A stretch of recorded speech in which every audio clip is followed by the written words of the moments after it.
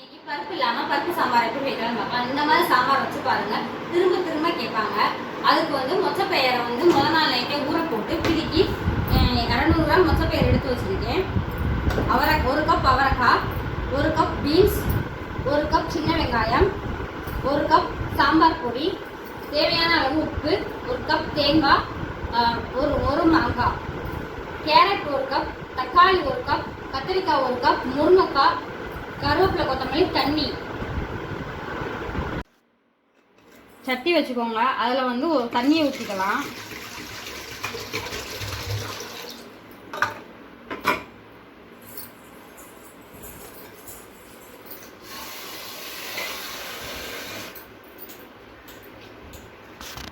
தண்ணி சூடாகட்டும்.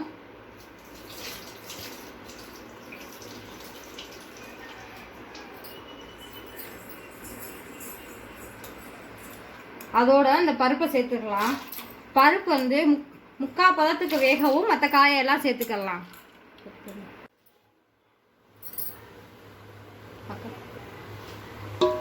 பருப்பு இந்த மாதிரி முக்கால் பதத்துக்கு வேகவும் நறுக்கி வச்சிருந்த காயெல்லாம் ஒன்று ஒன்றா சேர்த்துக்கலாம். கேரட்,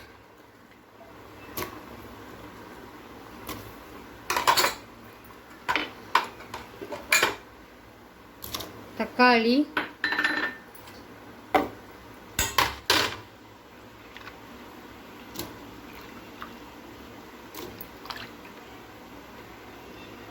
கத்தரிக்காய், அவரைக்காய், பீன்ஸ், சின்ன வெங்காயம்,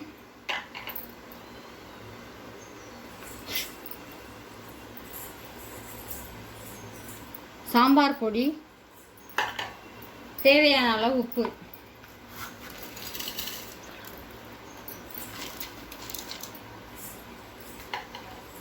நல்லா கலந்து விட்டு காயெல்லாம் நல்லா வேகவும்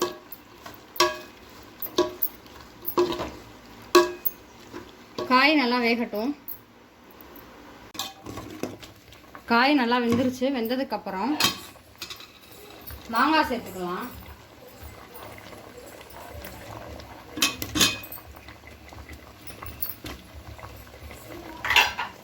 அரைச்சி வச்சா தேங்காய் பேஸ்ட் சேர்த்துக்கலாம்.